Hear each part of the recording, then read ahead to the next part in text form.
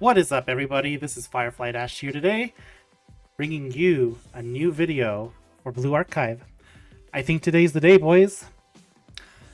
I think today is the day we do Torment Elastic Perorozilla. This is my first time actually doing Torment, and in a couple of mock battles, I was able to consistently beat it with 3 or 4 teams, sometimes even a 5th team. But with that being said, I think I am ready to do this. So, really quick, I just want to go over the teams really quick. And then during the gameplay, I'm going to be silent and I'm just going to play some background music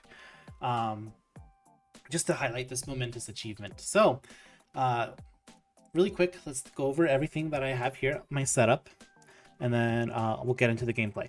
All right. So for my first unit, I have Midori, I have Natsu, I have Hanako, and I have Kikyo, with Akko and Himari as the backs, which is a pretty standard comp when it comes to Perorozilla.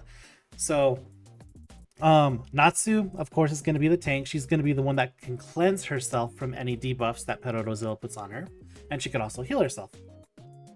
I have Kikyo for debuffs as a complement for Swimsuit Hanako, which will be the main DPS, and the sub DPS will be Midori.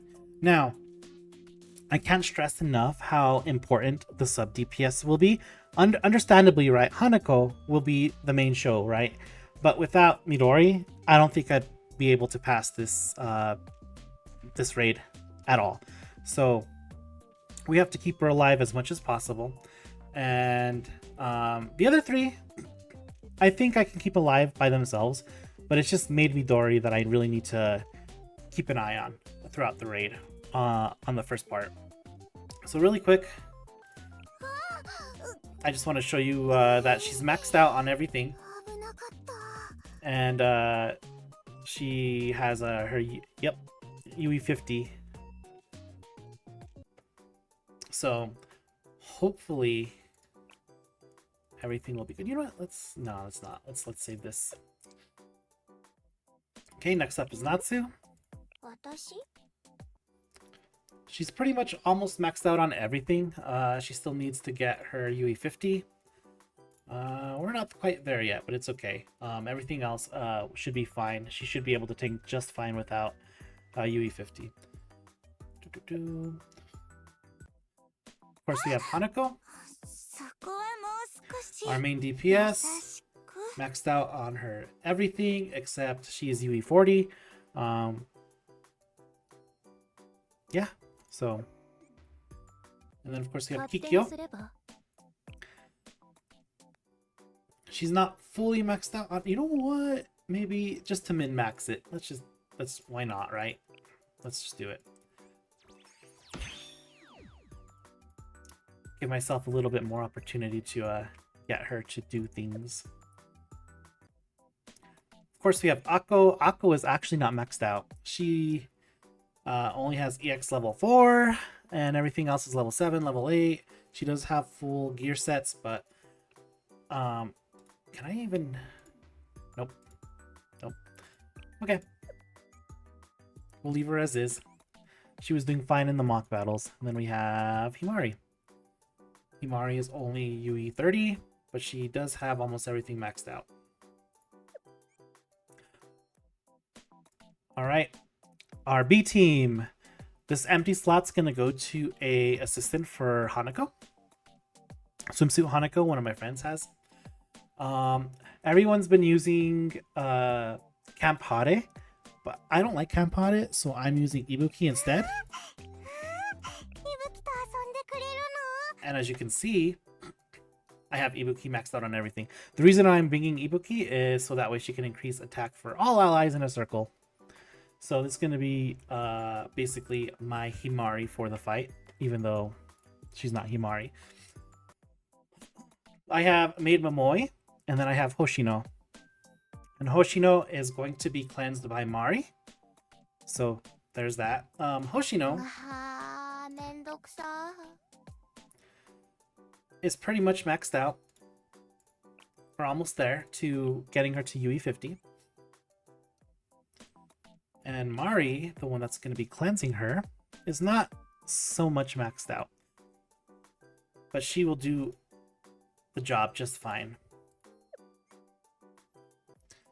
Then I have New Year Fuka to increase crit. It's only to increase crit. I'm definitely using it on Swimsuit Hanako, even though Swimsuit Hanako's cost is only 2. It will bring her cost down to 1 when I use it. So yeah, she's like not invested at all. I'm not even gonna go through it. So yeah, there's her. And then finally I have Unit 3. Hopefully we will go past Unit 3 for this. But here we have Momiji. Momiji is heavily slept on. I know back when Shirokage came out, those who didn't pull for Swimsuit Hanako had to use Momiji. Momiji's gonna be my DPS here. I have her at maxed out on everything. She's UE 30 though, so she's not gonna be doing a ton of damage, but it's gonna be enough to put some pain on. Complementing her will be Renge and Hoshino armed. Renge is actually one of my favorite students, and I share a birthday with her. So, yeah. We both share July 23rd as a birthday. I have her maxed out for EX skill, but she's not heavily invested in. She's not even, she doesn't even have her weapon unlocked. She doesn't have all of her gear set up.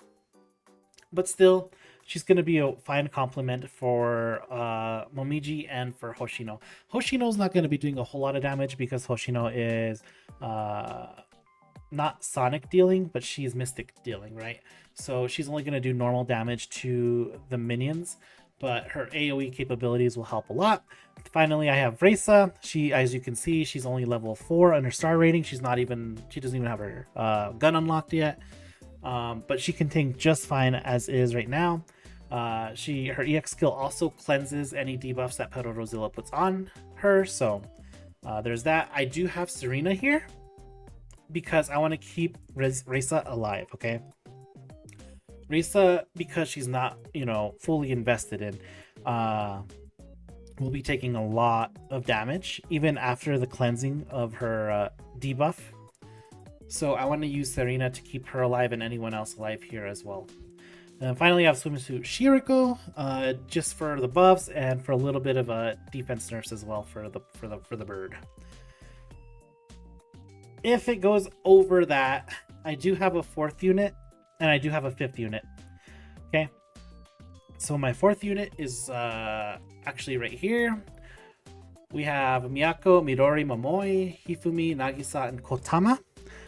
Kotama will be buffing the party, Nagisa will be debuffing the minions, and you'll notice that I don't have anyone to cleanse any debuffs from Perorozilla. However, Hifumi has her EX skill.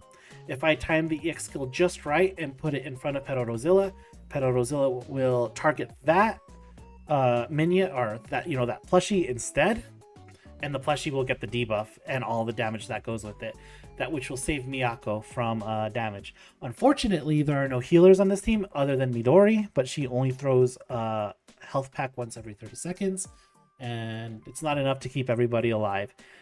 But hopefully by this point, the bird will go down before any of the other students will go down.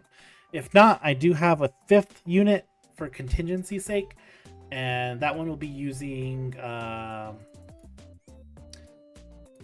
instead of Hifumi's EX plushie, it will be, where is she? Utaha. It'll be her EX skill that will be the turret, and Perorozilla will target the turret. So that will be my 5th team. Hopefully it doesn't go that far. I was able to clear it within 3 teams. I can reliably do it with 4 teams. So I'm gonna go ahead and stop yapping. You have all the information you need. I'm gonna do some background music, and I'll see you after the video.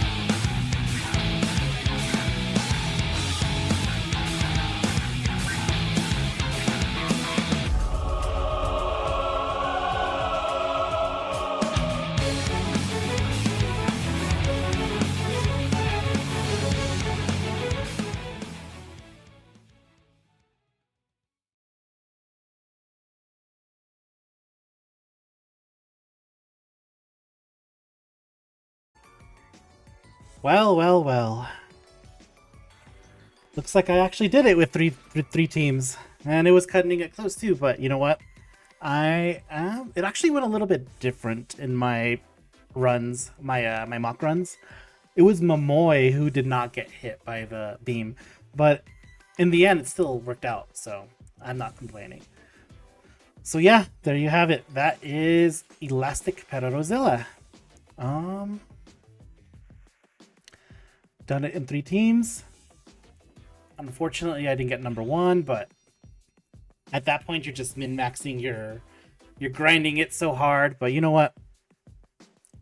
I'm happy I was able to do this with the team that I like, because everything that you saw was basically a student that was one of my favorites, right?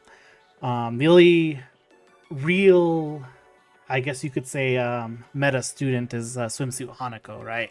Of course, you have Natsu, right, which is also meta for Perorozilla, and you have Mari, and you have your specialty students, right? Because Natsu's not going to do very well in other raids other than Perorozilla. But regardless, I got to use Momoy, I got to use Midori, I got to use their alternate versions. I was able to use Natsu, which is on my top 10 favorite students. I was able to use Mari. She is one of my favorites. I don't think she's top 10, but she definitely is one of my favorites.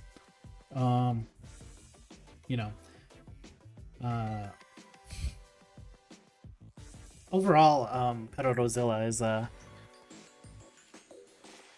the elastic version. I'm really glad it came out, so that way I could use the students that I like. And I had a lot more fun than I would have just using, students that everyone else uses, or students that are the meta to get the highest score possible. So I didn't have a set rotation. As you saw in the middle of the fight, I had to restart on my second team because I felt like I wasn't doing enough damage and my team was dying too fast. But I'm glad they pulled through the second time around, so the video didn't take too long. But yeah, that's about it. If you like this video, please comment and subscribe and hit that like button. If you have any questions, put them in the comments down below.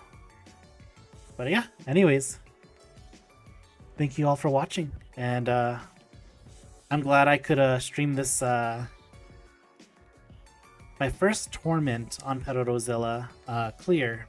I normally stay away from Torment only because it's nothing but malding, really, right? You're min-maxing everything, and I don't like that. I'm just glad that I was able to not mauled too much on this raid. I don't have a set pattern. I just go with the flow, with whatever feels right at the time. So yeah. Anyways, thank you again. See you on the other side.